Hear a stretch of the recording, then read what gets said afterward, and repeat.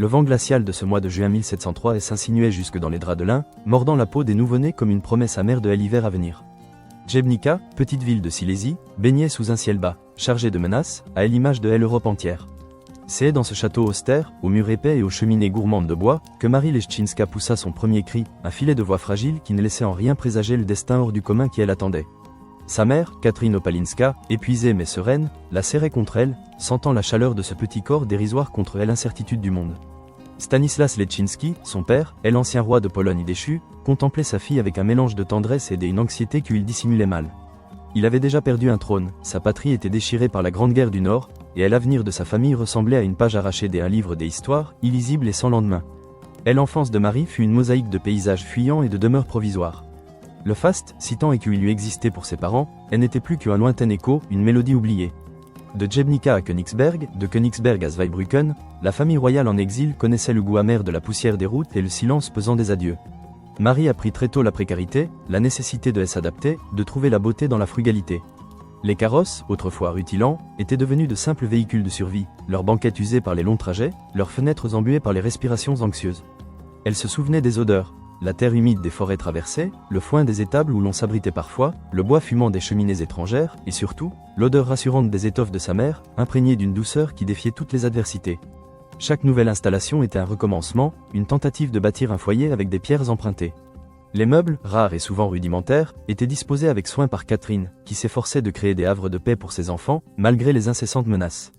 Marie, petite fille aux grands yeux attentifs, observait le monde avec une gravité inhabituelle pour son âge. Elle comprenait sans qu'on lui dise que leur existence était suspendue à un fil ténu, que la moindre rumeur politique pouvait les arracher à leur fragile équilibre. Son père, Stanislas, malgré le poids de la déchéance, restait pour elle un pilier inébranlable. Il était son premier précepteur, lui apprenant le latin, l'histoire, la musique, non pas avec la rigueur d'un maître d'école, mais avec la passion d'un homme qui trouvait dans le savoir un refuge, un royaume que personne ne pouvait lui ôter. Le soir, à la lueur vacillante d'une chandelle, il lui lisait des extraits de Plutarque ou de Racine, et la voix grave de Stanislas emplissait la petite pièce, chassant pour quelques instants les spectres de l'exil. C'est au cœur de cette instabilité constante que Marie forgea sa résilience. La foi devint son ancre, une certitude inébranlable dans un monde en perpétuel mouvement. Les prières murmurées aux côtés de sa mère dans les petites églises de village, l'odeur de l'encens et le chant des cantiques, lui offraient une consolation profonde. Elle ne se plaignait jamais, apprenant la valeur de chaque bouchée de pain, de chaque rayon de soleil filtrant à travers les vitres poussiéreuses. Sa modestie et son humilité n'étaient pas des vertus acquises, mais des réflexes de survie, des parures naturelles forgées par l'adversité. Elle s'attachait à ses proches avec une intensité farouche, consciente que la famille était le seul trésor qu'aucune guerre ni aucun décret ne pouvait leur ravir. Les rires de sa sœur aînée, Anne, malheureusement emportée trop tôt par la maladie, laissaient une cicatrice discrète mais persistante, renforçant sa conscience de la fragilité de la vie. Marie grandit ainsi, une âme pure dans un corps frêle, portant en elle le poids d'un passé royal perdu et l'incertitude d'un avenir sans éclat. Puis, le temps s'étira, lent et paisible, dans l'oubli relatif de Wissembourg, en Alsace. L'année était 1725. La famille Leszczyński avait trouvé là un havre, une petite maison bourgeoise au volet vert, loin des intrigues des cours européennes.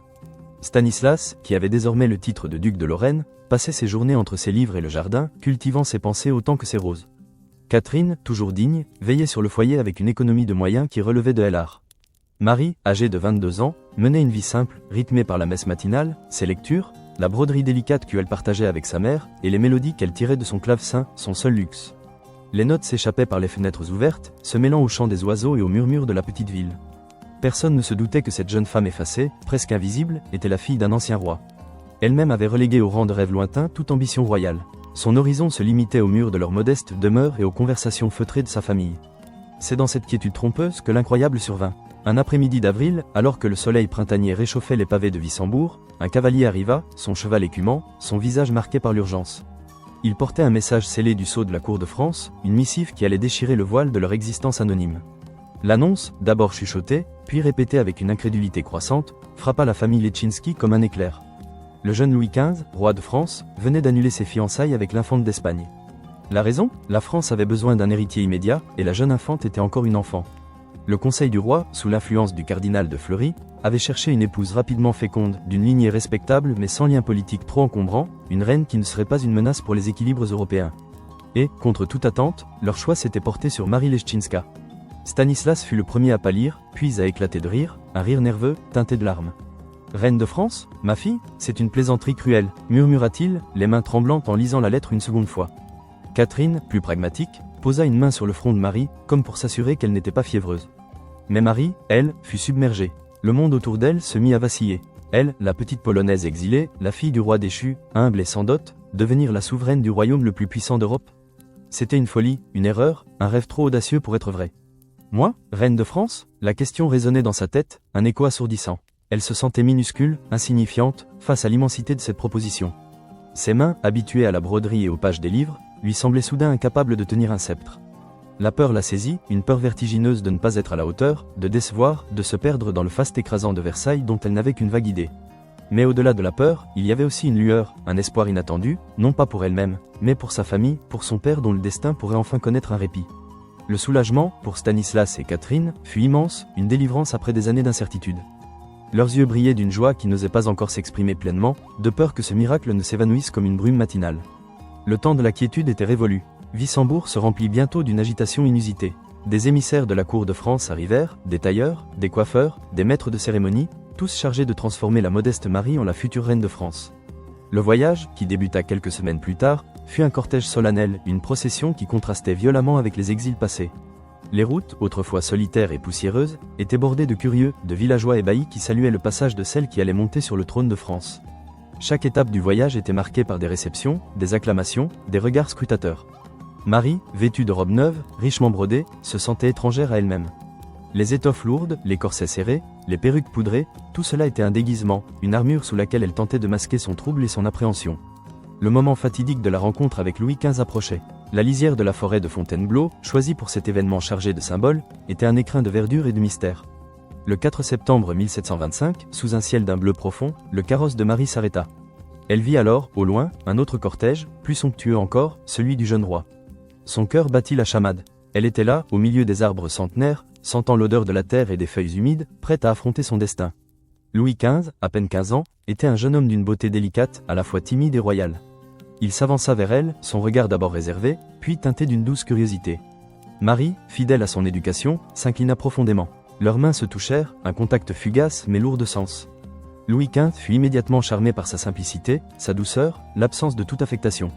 Elle, de son côté, fut rassurée par la jeunesse et la gentillesse du roi, loin de l'image du monarque tout-puissant qu'elle redoutait.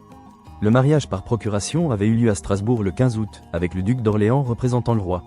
Mais la vraie cérémonie, celle qui scellerait leur union devant Dieu et les hommes, se tint à Fontainebleau le 5 septembre. La chapelle, parée d'or et de velours, résonnait des chants sacrés et des murmures de la cour.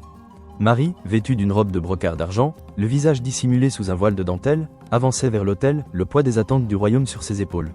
Le protocole était écrasant, chaque geste, chaque mot mesuré, mais au fond d'elle, elle sentait une paix grandir.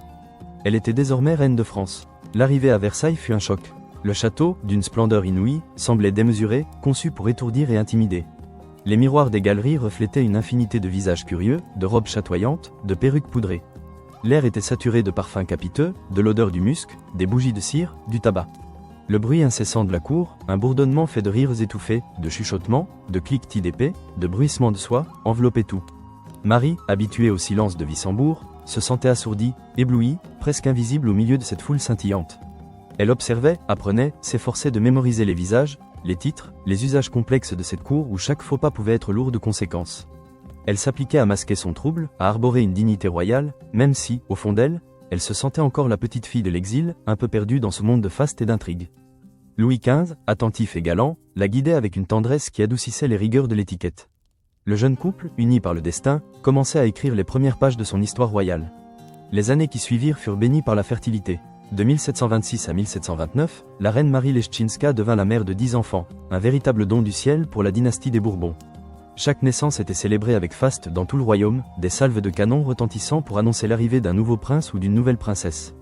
La cour exultait, la France respirait. La succession était assurée, et les angoisses qui avaient pesé sur le jeune Louis XV et le cardinal de Fleury s'estompaient sous les cris joyeux des nouveau-nés. Marie, malgré la fatigue des grossesses successives, s'épanouissait dans son rôle de mère. Elle, qui avait connu l'incertitude et la précarité, trouvait dans cette profusion de vie une joie pure et un sens profond à son existence. Le dauphin Louis-Ferdinand, né en 1729, fut l'apothéose de cette période faste. L'héritier mâle tant attendu, la garantie de la pérennité de la lignée. La naissance du dauphin fut un événement national, marquant l'apogée de l'amour du peuple pour son roi et sa reine. Des feux d'artifice illuminaient le ciel de Versailles, des fontaines de vin coulaient dans les rues de Paris, et le surnom de « bien-aimé » commençait à s'attacher au jeune Louis XV, qui voyait en Marie la source de cette prospérité dynastique. Le jeune couple royal semblait uni par un amour sincère, une tendresse mutuelle qui transcendait les contraintes du protocole. Louis XV, encore inexpérimenté et timide, trouvait auprès de sa douce épouse un refuge, une présence apaisante. Les soirs, il aimait la retrouver dans ses appartements, loin des regards curieux, pour des conversations intimes ou des moments de simple affection. Marie, de son côté, était éprise de son jeune époux, touchée par sa gentillesse et son charme discret. Leur rire emplissait les nurseries, leurs mains se cherchaient dans les allées des jardins. Cette période fut sans doute la plus heureuse de leur union, un interlude de grâce et de promesses au sein d'une vie royale qui, par nature, était souvent faite de sacrifices et de devoirs. Les enfants, une ribambelle de petites têtes blondes et brunes, remplissaient les couloirs de Versailles de leurs jeux innocents, apportant une touche de vie et de spontanéité à l'austérité de la cour. Marie les aimait tous d'un amour infini, trouvant en eux une consolation et une force inépuisables. En 1730, la reine Marie Leszczyńska était pleinement installée à Versailles, ses appartements devenant son sanctuaire personnel au sein du gigantesque palais. Elle avait réussi à y créer un univers à son image, un mélange de sobriété polonaise et d'élégance française. Les murs, bien que parés de soieries et de boiseries délicates, n'affichaient pas le même faste ostentatoire que d'autres salons de la cour. Elle préférait les couleurs douces, les motifs floraux discrets, les meubles confortables qui invitaient à la lecture et à la contemplation. L'odeur de la cire d'abeille des bougies, de l'encre fraîche des manuscrits et des fleurs coupées de ses jardins parfumait ses pièces. Son goût pour les arts, cultivé depuis l'enfance, trouvait enfin un terrain fertile. Le clavecin et le violoncelle, qu'elle jouait avec une grâce naturelle, emplissaient souvent ses salons de mélodies mélancoliques ou joyeuses, rompant le silence pesant des longues après-midi. Elle lisait avec avidité, dévorant traités de philosophie, poésie et romans, trouvant dans les mots une évasion et un enrichissement constant. Sa bibliothèque, modeste au début, s'étoffait progressivement, devenant un reflet de son esprit curieux et cultivé. La religion, qui avait été son phare dans la tempête de l'exil, demeurait au centre de sa vie. Ses journées étaient rythmées par la messe, les prières, les méditations. Elle trouvait dans sa foi une force intérieure, une sérénité qui l'aidait à naviguer dans les eaux parfois tumultueuses de la cour. Pourtant, malgré cette apparente plénitude, les premières ombres commençaient à s'allonger sur le tableau idyllique de sa vie royale. La routine s'installait, implacable. La ferveur des premières années du mariage laissait place à une habitude, moins ardente. Les exigences de la cour, ses intrigues, ses jalousies, devenaient pesantes. Marie, de nature discrète et réservée, peinait à s'adapter à la superficialité et à la constante mise en scène de Versailles. Elle préférait la compagnie de ses enfants, de ses dames d'honneur les plus fidèles, et de son père, Stanislas, avec qui elle entretenait une correspondance assidue, pleine de confidences et de conseils. La distance entre le roi et la reine commençait, subtilement, à se creuser. Louis XV, jeune monarque dont la timidité initiale laissait place à une soif d'indépendance et de distraction, commençait à s'éloigner. Moins de visites dans les appartements de la reine, des absences plus fréquentes pour la chasse ou les plaisirs de la cour. Marie, observatrice silencieuse, sentait ses fissures apparaître dans le vernis de la perfection royale. Elle le percevait dans le regard moins ardent de son époux, dans la rareté de ses confidences. Une solitude naissante, douce et amère, s'installait en elle. Elle ne se plaignait pas, fidèle à son caractère résigné, mais son cœur de femme ressentait l'éloignement de celui qu'elle avait sincèrement aimé. Le faste de Versailles, qui l'avait d'abord intimidée, commençait à l'étouffer. Les murs dorés semblaient se refermer sur elle, transformant son palais en une cage dorée. Elle continuait à remplir son rôle de reine avec dignité, à élever ses enfants avec amour, à cultiver ses passions avec ferveur. Mais le murmure des courtisans, les regards obliques, les chuchotements qui montaient des salons, lui parvenaient. Il parlait de la lassitude du roi, de son besoin de nouveauté. Marie, dans sa sagesse, comprenait que le destin des reines était souvent de s'effacer devant les caprices des rois. Elle se préparait, sans le savoir encore, à une nouvelle phase de son existence, où sa force ne viendrait plus de l'amour de son époux, mais de sa propre résilience et de sa foi inébranlable. Pour ne rien manquer de cette exploration fascinante de l'histoire royale, n'oubliez pas de vous abonner à notre chaîne et d'activer la cloche. Les années s'étiraient, lourdes et pourtant fluides comme le courant d'une rivière profonde, depuis ce jour de 1730 où Marie Leszczyńska avait senti les premières fissures apparaître dans le vernis doré de son union. Le temps avait tissé une toile complexe de changements, les fils du pouvoir et du désir se mêlant au fil de la dévotion et du sacrifice. Louis XV, ce jeune époux timide et épris, avait mué. L'influence du cardinal de Fleury, son précepteur et premier ministre, qui avait si longtemps orchestré sa jeunesse et ses décisions, commençait à se heurter à une volonté royale naissante, plus impérieuse. Le roi, désormais un homme dans la fleur de l'âge, aspirait à s'affranchir de cette tutelle bienveillante mais parfois étouffante. Il cherchait à affirmer son indépendance, non seulement dans les affaires de l'État mais aussi dans sa vie personnelle. Les premiers signes de cette émancipation se manifestèrent par des absences plus fréquentes, des regards fuyants et des soirées passées loin des appartements de la reine. Au début, ce n'étaient que des rumeurs, des chuchotements étouffés derrière les paravents de soie, des éclats de rire trop sonores venant des petits appartements où le roi se retirait avec une compagnie plus légère. Marie, dans le silence de ses salons, les percevait comme des courants d'air froid s'infiltrant sous les lourdes tentures. Elle les sentait dans le gloussement discret de certaines dames de la cour, dans la façon dont les courtisans posaient leur regard sur elle, un mélange de pitié et de curiosité malsaine. Puis, ces rumeurs prirent corps. Les infidélités du roi, d'abord discrètes, se firent plus audibles, plus palpables. Elles n'étaient pas encore scandaleuses, mais elles existaient, comme des ombres furtives dans les couloirs du palais. Louis XV, dont la beauté et le charme avaient longtemps été dédiés à sa seule épouse, commençait à distribuer ses faveurs. Pour lui, c'était une manière d'exercer sa liberté, de goûter à des plaisirs que la piété et la réserve de la reine ne pouvaient plus lui offrir. Il se sentait l'héritier d'un trône où les maîtresses royales étaient une tradition, presque une institution. Son cœur, qui avait autrefois battu si fort pour Marie, cherchait désormais des émotions plus vives, des distractions plus faciles. Il y avait en lui une certaine lassitude, un ennui profond que ni les affaires de l'État ni les joies de la famille ne parvenaient plus à combler entièrement.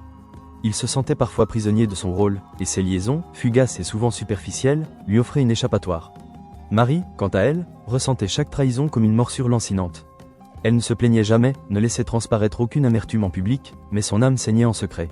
Les nuits étaient les plus dures, passées seule dans le grand lit royal, le côté de son époux restant froid et vide. Le parfum de Louis, autrefois une douce promesse, n'était plus qu'un écho lointain sur les draps. Elle se réfugiait dans l'obscurité, les yeux fixés sur le plafond orné, son esprit tourmenté par des questions sans réponse. Avait-elle failli? N'était-elle pas assez belle, assez divertissante, assez aimante? Une blessure profonde s'inscrivait en elle, une humiliation silencieuse que seule sa foi pouvait apaiser. Elle cherchait consolation dans la prière, dans les pages des Écritures saintes, trouvant dans la figure du Christ une source inépuisable de réconfort. Sa chambre à coucher, autrefois le théâtre de l'amour conjugal, devenait un oratoire, un refuge où elle pouvait laisser tomber le masque de la souveraine inébranlable et simplement être une femme blessée. La cour, impitoyable observatrice, ne manquait rien de ce drame silencieux. Les dames d'honneur, les courtisans, les ministres, tous guettaient le moindre signe, la moindre fissure dans la façade royale. Certains s'apitoyaient, d'autres se réjouissaient secrètement de la disgrâce de la reine, y voyant une opportunité d'avancement pour leur propre protégé. L'atmosphère autour de Marie se fit plus froide, plus distante, comme si elle était devenue une relique vénérable mais obsolète. Les chuchotements devenaient des murmures à peine voilés, et les regards obliques se faisaient plus insistants. À mesure que les années 1731 à 1738 s'écoulaient, la distance entre le roi et la reine se transforma en un fossé béant. La vie de Marie Leszczyńska prit une nouvelle direction, celle de la résignation et de la dévotion.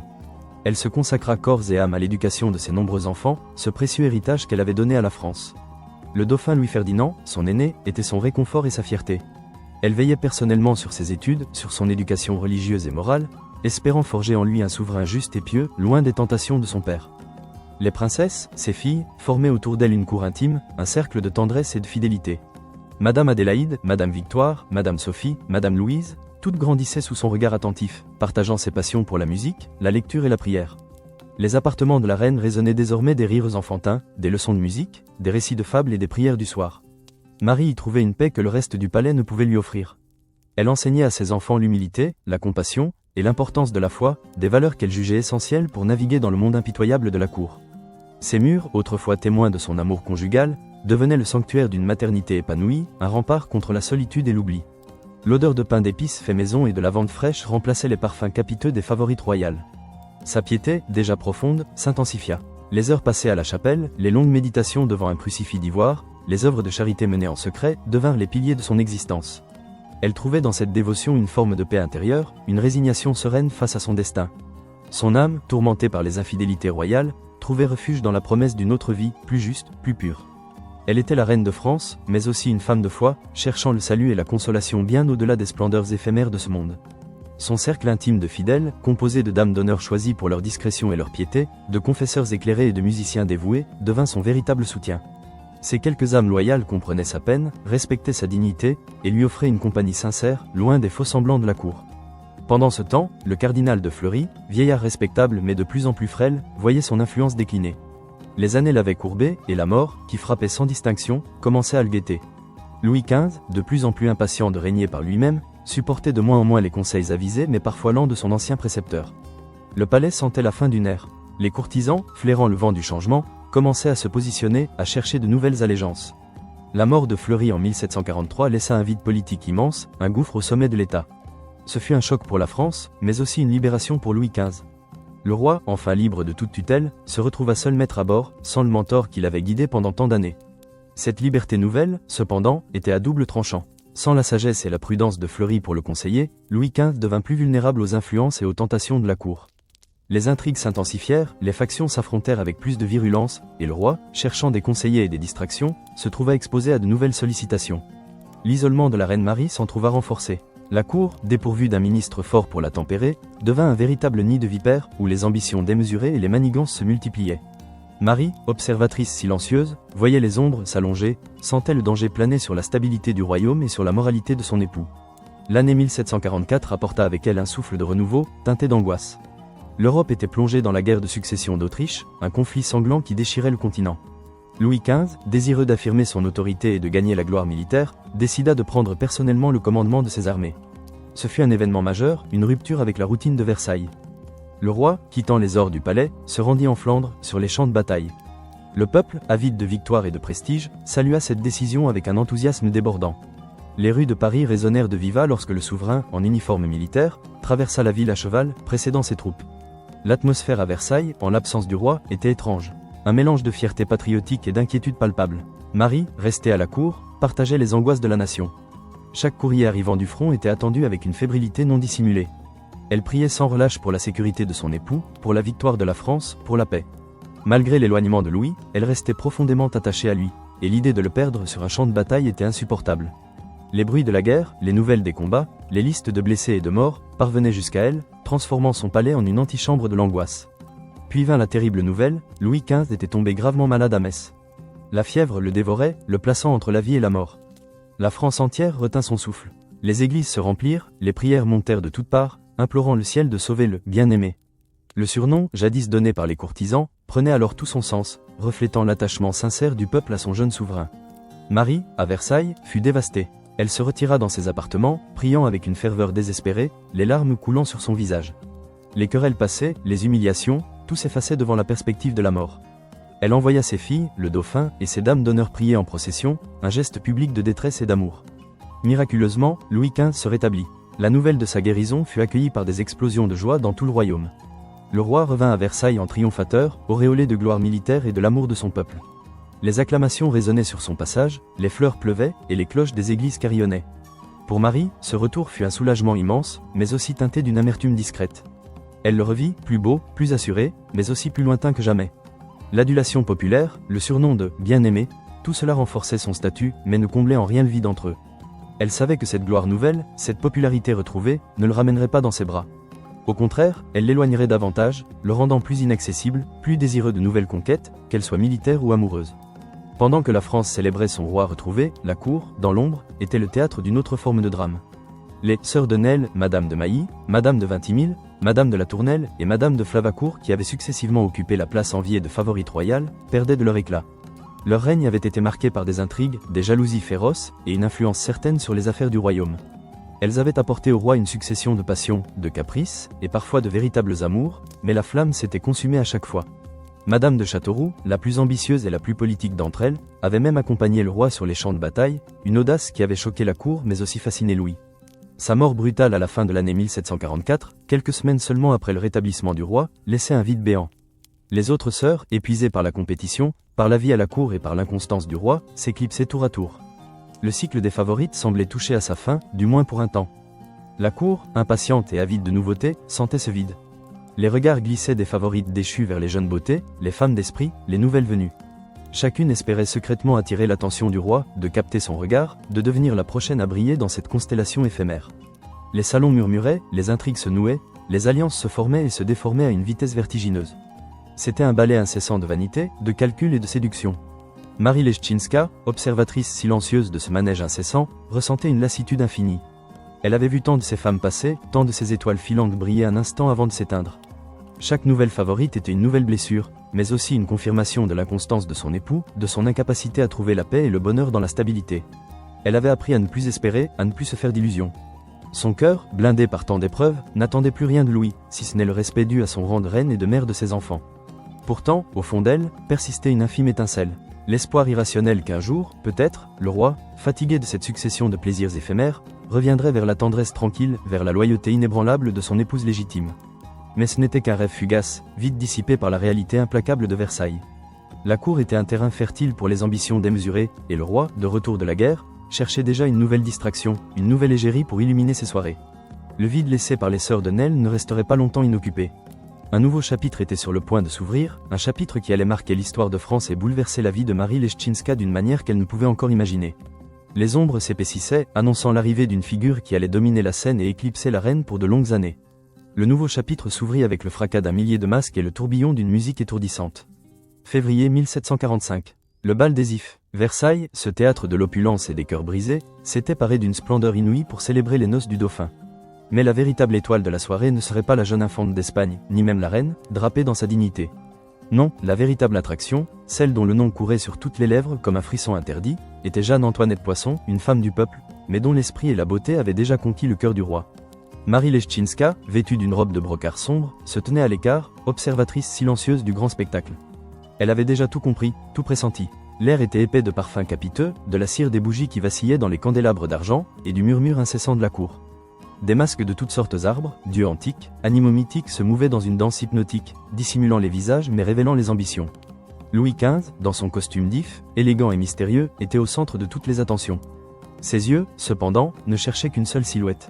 Et elle apparut. Jeanne-Antoinette, sous le masque d'une déesse de la chasse, rayonnait d'une énergie magnétique. Sa démarche était légère, son rire cristallin, sa conversation, même voilée, semblait charmer quiconque l'approchait.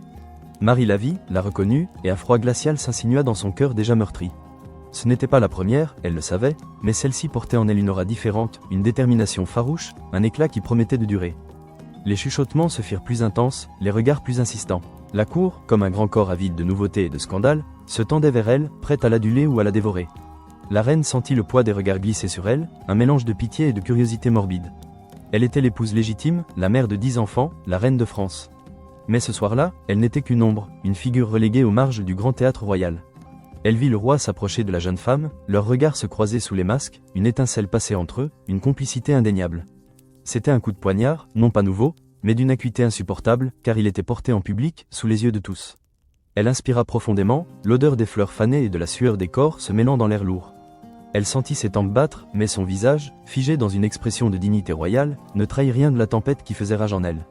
Le bal dura jusqu'à l'aube, mais pour Marie, le temps s'était étiré, chaque minute une éternité de souffrance contenue. Elle quitta la salle avant la fin, prétextant une fatigue, et regagna ses appartements dans le silence pesant des couloirs. Les bougies s'éteignaient une à une, laissant derrière elles des traînées de fumée âcre. Les échos lointains de la fête parvenaient encore à ses oreilles, mais ils s'estompaient, remplacés par le vide assourdissant de sa propre solitude. Les jours qui suivirent furent une lente descente dans un isolement plus profond encore. Jeanne-Antoinette Poisson, bientôt marquise de Pompadour, s'installa avec une rapidité déconcertante dans le paysage de Versailles. Elle devint non seulement la maîtresse officielle du roi, mais aussi une figure centrale de la cour, son esprit vif, son goût raffiné et son intelligence politique séduisant ou irritant, mais ne laissant personne indifférent. Les salons s'ouvrirent à elle, les courtisans se pressèrent autour de sa personne, cherchant sa faveur, son influence. Louis XV, captivé, semblait avoir trouvé en elle une compagne à sa mesure, une femme capable de le distraire de l'ennui du pouvoir et de stimuler son esprit. Pour Marie, c'était la confirmation de son effacement. Elle se retira. Ses vastes appartements, autrefois le théâtre d'une vie de famille animée, devinrent son sanctuaire, son refuge. Les fenêtres donnaient sur les jardins, vastes et ordonnés, mais elle y voyait la mélancolie des parterres figés. La lumière du jour, filtrée par les lourds rideaux de velours, n'éclairait qu'avec parcimonie les recoins de ses pièces. Le mobilier, somptueux mais familier, la console de marqueterie où elle posait ses partitions, le clavecin dont les notes résonnaient désormais plus rarement, les tableaux pieux qui ornaient les murs, tout semblait participer à cette atmosphère de confinement choisi. Elle passait de longues heures devant sa coiffeuse, non pas à se parer de joyaux, mais à contempler son reflet, les traits marqués par le temps et la peine. Ses yeux bleus, autrefois pétillants, avaient acquis une gravité poignante. Elle se peignait elle-même, ses longs cheveux châtains, dans un geste méditatif, comme si chaque mèche démêlée était un fil de sa vie qu'elle tentait de remettre en ordre. Sa journée s'organisait autour de rituels immuables. Les prières, longues et ferventes, lui apportaient une consolation que le monde ne pouvait plus lui offrir. Le chapelet glissait entre ses doigts, chaque perle un murmure, chaque paternoster un soupir vers le ciel. Elle lisait des livres de piété, des ouvrages d'histoire, des romans qui l'emportaient loin des murs de Versailles. Ses doigts effleuraient le papier jauni, l'odeur de l'encre ancienne se mêlant à celle du bois ciré de sa bibliothèque. Le clavecin, silencieux trop longtemps, retrouvait parfois sa voix sous ses doigts. Les sonates de Bach, les menuets de Rameau emplissaient l'air, des mélodies mélancoliques qui exprimaient ce que les mots ne pouvaient dire. Elle jouait aussi du violoncelle, un instrument plus grave, dont les vibrations profondes résonnaient dans sa poitrine, comme l'écho de son propre cœur. La musique était son langage secret, une échappatoire où elle pouvait être elle-même, reine de ses émotions, loin des regards curieux et des jugements de la cour. Mais sa plus grande joie, sa véritable raison de vivre, restaient ses enfants. Le dauphin Louis-Ferdinand, pieux et sérieux, était son confident, son pilier. Il venait la voir chaque jour, partageant ses lectures, ses réflexions, lui apportant le réconfort d'une affection sincère. Les mesdames, Adélaïde, Victoire, Sophie, Louise, ses filles, formaient autour d'elle un cercle protecteur, un rempart contre la solitude. Leur rire, leur confidence, leur jeu, réchauffaient le cœur de la reine, lui rappelant la pureté d'un amour inconditionnel. Elles étaient le seul reflet de son bonheur passé, l'incarnation de son devoir accompli. Au-delà de ces murs, son père, Stanislas Leszczynski, le sage-duc de Lorraine et de Bar, restait son ancre. Leur correspondance était le fil d'Ariane qui la reliait au monde extérieur, à une affection sans faille, à une intelligence éclairée. Chaque lettre de son père était un trésor, une bouffée d'air pur dans l'atmosphère confinée de Versailles. Elle lui écrivait, décrivant la vie à la cour avec une prudence diplomatique, mais laissant transparaître entre les lignes la lassitude, l'ennui et la douleur de son existence. Elle décrivait les enfants, leurs progrès, leurs joies, leurs petits malheurs, mais ses propres peines étaient souvent sous-entendues, voilées par les conventions épistolaires. Un après-midi de printemps, alors que le soleil filtrait à travers les vitraux de sa chapelle privée, peignant des taches colorées sur le sol de marbre, Marie méditait. Le silence était presque palpable, seulement rompu par le bruissement d'une page tournée. Une lettre de son père reposait sur ses genoux, ses mots empreints de sagesse et de tendresse. Il s'inquiétait pour elle, entre les lignes, percevant sans doute la mélancolie qu'elle s'efforçait de cacher. Elle sentit alors un besoin impérieux de lui répondre, non pas avec les mots mesurés d'une reine, mais avec l'honnêteté crue d'une fille. Mais comment contourner les yeux indiscrets des espions, les mains curieuses des valets, les oreilles attentives des courtisans? Chaque lettre était lue, chaque missive potentiellement interceptée. La cour était une cage dorée, mais aussi une prison aux murs invisibles, où la liberté d'expression était un luxe dangereux. L'idée germa lentement, insidieusement, comme une graine plantée dans la terre fertile de sa détresse. Un bijou, un objet de parure, si commun, si anodin, si souvent échangé entre les membres de la famille royale. Un bijou, oui, mais qui cacherait en son cœur un secret. L'idée était audacieuse, presque folle, mais elle s'enracinait avec une force inattendue. Elle se souvint des colliers de sa mère, des broches de sa grand-mère, des petits objets qui, bien que simples, avaient souvent des compartiments secrets pour des mèches de cheveux, des miniatures, de minuscules messages d'amour ou de deuil. Pourquoi ne pas en créer un, spécialement conçu pour son père, pour y cacher ses pensées les plus intimes? La reine Marie, connue pour sa douceur et sa piété, cachait sous cette façade une intelligence pratique et une détermination silencieuse, forgée par les années d'exil et de précarité. Elle avait appris à observer, à analyser, à trouver des solutions là où d'autres ne voyaient que des obstacles. Ce projet devint son nouveau foyer, une flamme secrète qui l'animait. Elle savait les risques encourus. La découverte d'un tel message, d'une telle tentative de contourner les règles non écrites de la cour, aurait des conséquences désastreuses. Elle pouvait être accusée de complot, de trahison, ou du moins de désobéissance. Mais la soif de communiquer, de décharger son cœur auprès de son père, était plus forte que la peur. Elle devait trouver un moyen. Les jours suivants, Marie se plongea dans des réflexions discrètes, observant les bijoux de sa propre collection, ceux de ses dames, les parures qu'elle voyait lors des rares apparitions publiques. Une broche, un pendentif, un camée? Le camée, avec ses couches de pierre sculptées, offrait des possibilités de dissimulation. Un pendentif, souvent porté près du cœur, serait un choix intime. La broche, plus visible, mais aussi plus susceptible d'être admirée et manipulée, pourrait détourner les soupçons. Elle pensa à Mathilde, sa première dame d'honneur, une femme d'une loyauté inébranlable, dont le silence et la discrétion étaient légendaires. Mathilde avait servi sa mère, puis elle-même, traversant les épreuves de l'exil et les splendeurs de Versailles avec la même fidélité. Elle était la seule en qui Marie pouvait avoir une confiance absolue. Un soir, alors que les dernières lueurs du crépuscule teintaient les cieux de pourpre et d'or, Marie fit appeler Mathilde. La femme entra, son visage ridé par les années de service, mais ses yeux vifs et intelligents. « Mathilde, commença la reine, sa voix basse, à peine un murmure. J'ai besoin de votre aide pour une affaire des plus délicates. » Mathilde s'inclina, son regard rencontrant celui de la reine. « Votre Majesté sait qu'elle peut compter sur moi. Ma vie est à son service. » Marie lui expliqua son projet, les mots choisis avec une précision chirurgicale, évitant les détails compromettants, mais transmettant l'essence de son besoin. Elle voulait un bijou, un objet d'art, qui serait aussi un messager silencieux. Il devrait être d'une beauté irréprochable, mais receler un compartiment secret, si minuscule qu'il échapperait aux regards les plus avertis. Mathilde écouta attentivement, son visage impassible, mais un éclair de compréhension traversa ses yeux. « Un bijou pour dissimuler un secret, Votre Majesté ? » ?»« Oui, Mathilde. Un message pour mon père. Un message que personne d'autre ne doit jamais lire. » Le plan prit forme, esquissé dans le secret des appartements de la reine. Elles décidèrent qu'un pendentif serait le plus approprié. Assez grand pour permettre un mécanisme, mais assez discret pour ne pas attirer une attention excessive. Le motif ? Quelque chose de simple, de classique, peut-être une scène pastorale ou un motif floral. Quelque chose qui évoque la paix et la nature, loin des intrigues de la cour. Mathilde avait des contacts, un joaillier de confiance, un artisan de talent, mais surtout d'une discrétion absolue, qui travaillait souvent pour la petite noblesse et n'était pas directement lié aux grands ateliers royaux, trop surveillés. Un homme capable de créer des merveilles avec ses mains et de garder sa langue. Les semaines suivantes furent un ballet silencieux de confidences chuchotées, de dessins esquissés sur des bouts de parchemin brûlés aussitôt, de rencontres clandestines. Marie, dans l'intimité de ses appartements, se consacra à la conception. Le pendentif serait en or, un or mat, pour ne pas trop briller.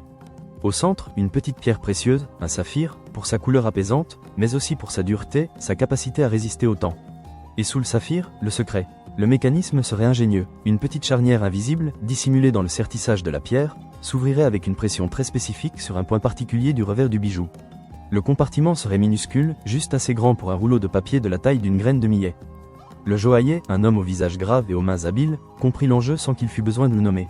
Il travailla avec une minutie extrême, chaque coup de marteau, chaque polissage, chaque incrustation étant un acte de complicité silencieuse. Marie visitait l'atelier en cachette, déguisée, accompagnée de Mathilde, observant le travail avec une fascination anxiétante.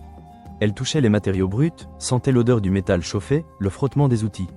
Ce bijou, plus qu'une parure, devenait un fragment de son âme.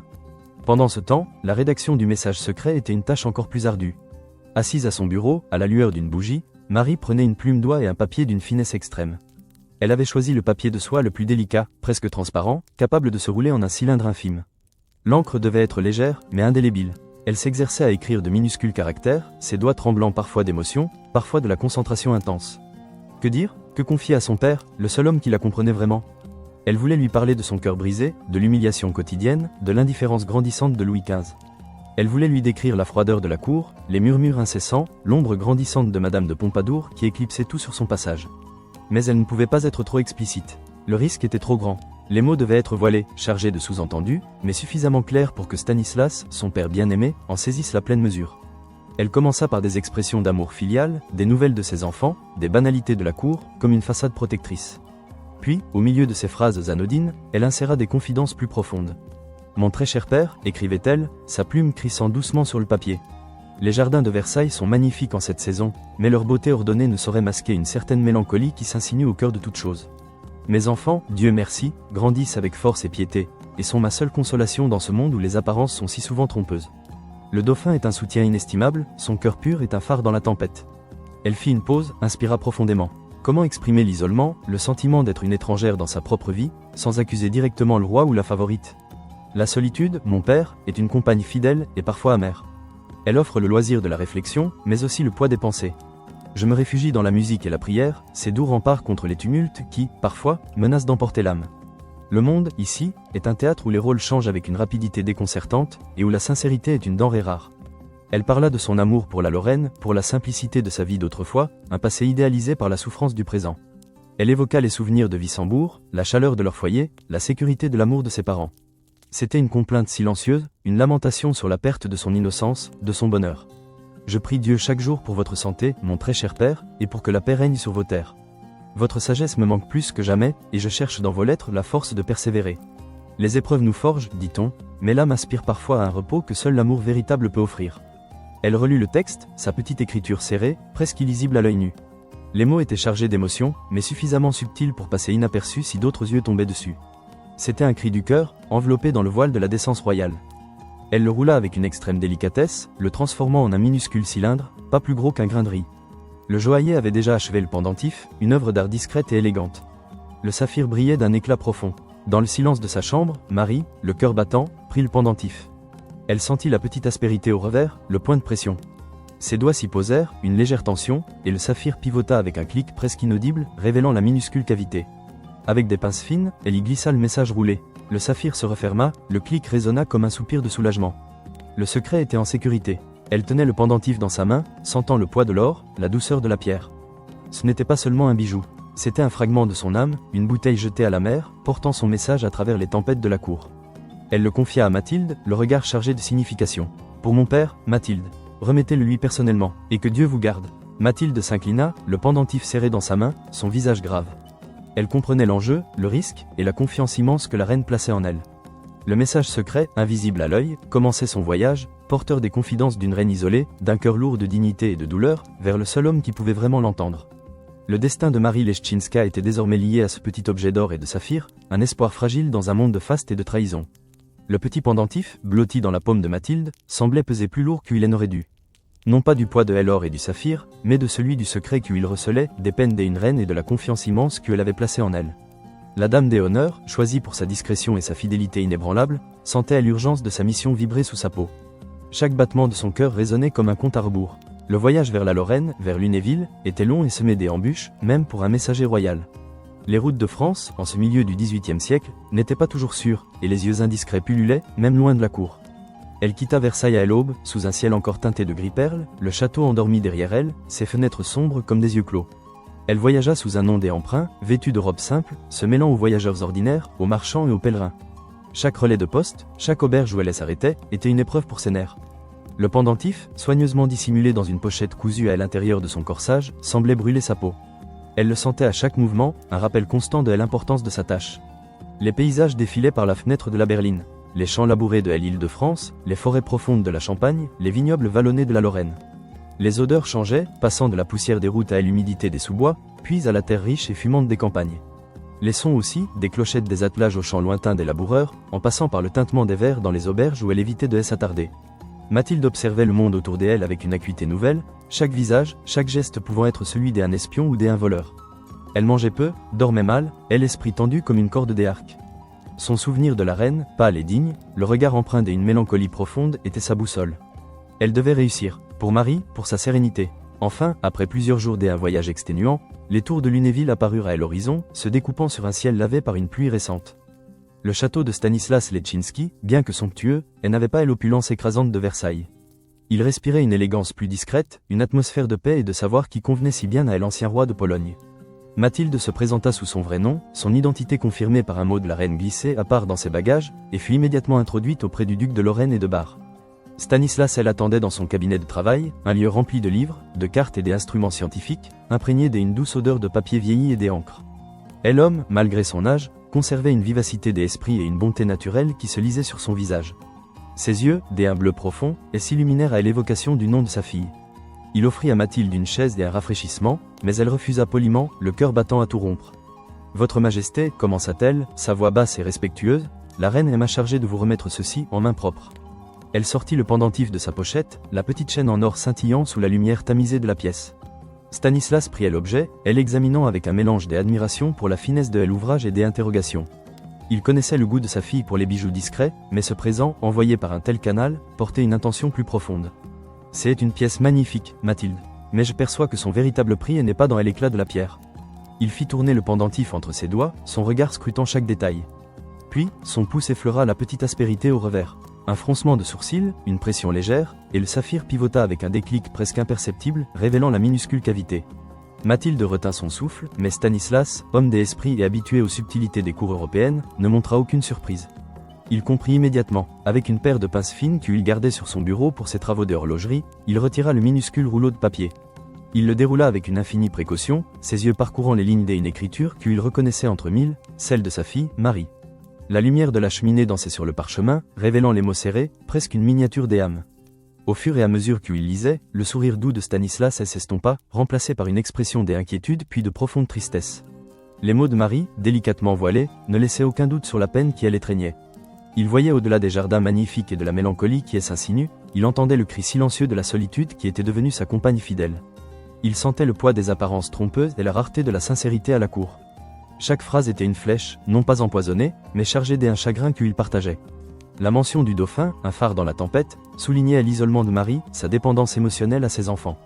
Le refuge dans la musique et la prière, les doux remparts contre les tumultes, peignaient à l'image d'une âme assiégée, cherchant désespérément la paix intérieure.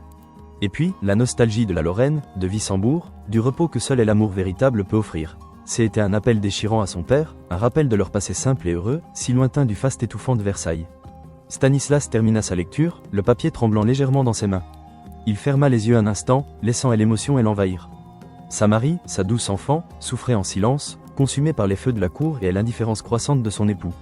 Il la voyait, non pas comme la reine de France, mais comme sa petite fille, blessée et vulnérable.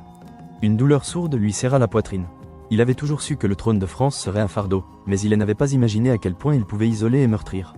Il rouvrit les yeux, son regard se posant sur Mathilde, qui attendait, immobile, le visage grave. « Elle souffre, dit-il simplement, sa voix rauque d'émotion. Plus que je ne l'aurais cru. » Mathilde hocha la tête, ses propres yeux embués. « Votre Majesté ne saurait imaginer la dignité avec laquelle elle porte sa croix. Mais la solitude est une prison sans murs, et la cour, un lieu où les cœurs tendres sont souvent brisés. » Stanislas se leva et se dirigea vers la fenêtre, son regard perdu dans le jardin. Que pouvait-il faire? Intervenir directement serait une catastrophe diplomatique, un affront au roi de France, Louis XV, son propre gendre. Cela ne ferait qu'aggraver la situation de Marie, elle exposant à la colère royale et aux machinations de la cour. Il était le père de la reine, mais aussi un ancien monarque déchu, dont le statut dépendait entièrement de la bonne volonté de Louis XV. La prudence était de mise, toujours. Il revint à son bureau, se rassit et prit une nouvelle feuille de papier. Il ne pouvait pas changer les circonstances extérieures, mais il pouvait offrir à sa fille ce dont elle avait le plus besoin, et l'amour inconditionnel, la sagesse paternelle et le réconfort moral. Sa plume courut sur le papier, une écriture élégante et posée. Il commença par des mots d'amour, assurant Marie de sa présence constante dans ses pensées et ses prières. « Ma très chère enfant, écrivit-il, votre lettre, aussi discrète fut-elle, a parlé à mon cœur avec une clarté que les plus bruyantes déclarations n'auraient pu égaler. Je sens la profondeur de votre peine, et mon âme souffre avec la vôtre. Le monde que vous habitez est un miroir aux alouettes, où l'éclat des pierres précieuses ne saurait dissimuler la dureté des cœurs. » Il lui conseilla la patience, cette vertu si difficile à cultiver dans l'adversité. La persévérance, ma fille, est la plus noble des résistances. Continuez de vous ancrer dans votre foi, dans l'amour de vos enfants, ces précieux dons du ciel. Ils sont les témoins de votre force, les fruits de votre amour, et la plus belle des couronnes que Dieu puisse vous accorder. Il évoqua les souvenirs de leur vie passée, non pas pour l'inciter à la nostalgie amère, mais pour lui rappeler la force de leurs liens, la solidité de leur fondation familiale. Les épreuves sont le creuset de l'âme, et vous en avez connu bien des autres, enfants. Rappelez-vous les jours de Wissembourg, la simplicité de notre bonheur. Ce bonheur, il résidait non pas dans les titres ou les richesses, mais dans la pureté de nos affections. Cette pureté, personne ne peut vous l'ôter, pas même les tourments de la cour. Stanislas ne mentionna jamais Louis XV ni Madame de Pompadour. Il n'accusa personne. Sa lettre était un baume, un guide spirituel. Il la renforçait dans sa propre dignité, dans son rôle de reine et de mère, des rôles qu'elle seule pouvait remplir avec la grâce qui la caractérisait. Il lui rappela l'importance de son exemple pour ses enfants, en particulier pour le dauphin, qui serait un jour roi. Soyez le roc, ma chère Marie, le phare que vous décrivez. Votre dignité est votre armure, votre patience votre épée. Ne laissez personne éteindre la lumière de votre âme. Je suis avec vous, à chaque instant, par la pensée et la prière. Et sachez que l'amour des impairs est un abri inébranlable, quelles que soient les tempêtes du monde. Il relut sa lettre, et s'assurant que chaque mot était empreint de tendresse et de sagesse, sans la moindre trace d'amertume ou de plainte. C'était une lettre de soutien, un renforcement de la résilience de sa fille. Il la roula à son tour, avec la même délicatesse que Marie, et la confia à Mathilde. Remettez ceci à la reine, Mathilde, et dites-lui que mon cœur est avec elle, toujours. Mathilde s'inclina profondément, le cœur allégé par la sagesse du duc. Elle comprit que cette réponse, bien que discrète, serait d'une valeur inestimable pour Marie. Elle fit le chemin du retour avec une détermination renouvelée, le message de Stanislas, porteur d'amour et de force, soigneusement dissimulé dans le pendentif. De retour à Versailles, l'échange fut rapide et discret. Marie lut la lettre de son père dans le silence de ses appartements, ses doigts effleurant les mots comme pour en absorber toute la substance. Ses yeux s'embuèrent, mais cette fois, ce n'était pas de tristesse, mais de gratitude et d'un immense soulagement. Le soutien de son père, sa compréhension profonde, était le baume dont elle avait tant besoin. Il ne lui offrait pas de solution miracle, mais la force de continuer, la confirmation que sa solitude n'était pas une faiblesse, mais une dignité. Le message secret n'a pas changé le cours de l'histoire. Louis XV continua ses liaisons, l'influence de Madame de Pompadour grandit, et le couple royal s'éloigna encore davantage. Mais pour Marie Leszczyńska, cette correspondance clandestine fut une bouée de sauvetage. Elle lui permit de maintenir son équilibre, sa dignité et sa résilience face à une cour souvent cruelle et un mari volage. Le pendentif, avec son secret, devint un talisman personnel, un rappel constant de l'amour inébranlable de son père et de la force qu'elle puisait en elle-même. Marie continua de vivre à Versailles, reine de France jusqu'à sa mort en 1768. Elle ne chercha jamais à rivaliser avec les favorites, ni à regagner l'affection exclusive de son époux. Son royaume, elle l'avait trouvé dans sa piété, dans son amour pour ses enfants, qu'elle éleva avec une dévotion exemplaire, et dans ses passions pour la musique et les arts. Elle était la mère du dauphin, le futur Louis XVI, et de nombreuses princesses qui la vénéraient. Elle incarnait la vertu, la grâce et la résilience, une figure de dignité silencieuse au milieu du tumulte de la cour. Le message secret, s'il fut un jour découvert après sa mort, est resté une anecdote mineure dans les annales royales, éclipsée par les événements plus spectaculaires de l'histoire. Mais il témoigne de la solitude d'une reine, de sa force intérieure, et du lien indéfectible qui l'unissait à son père, Stanislas Leszczyński. Marie Leszczyńska, souvent reléguée au second plan par les historiens au profit des figures plus flamboyantes de son temps, laisse derrière elle l'image d'une femme d'une profondeur insoupçonnée, dont la vie fut un témoignage silencieux des épreuves de la royauté. Son héritage n'est pas celui du pouvoir politique, mais celui de la dignité, de la foi et de l'amour maternel, un héritage qui, comme le saphir du pendentif, brillait d'un éclat discret mais inaltérable, défiant le temps et l'oubli. Elle fut une reine de cœur, dont la grandeur ne se mesurait pas à l'éclat de sa couronne, mais à la force inébranlable de son âme.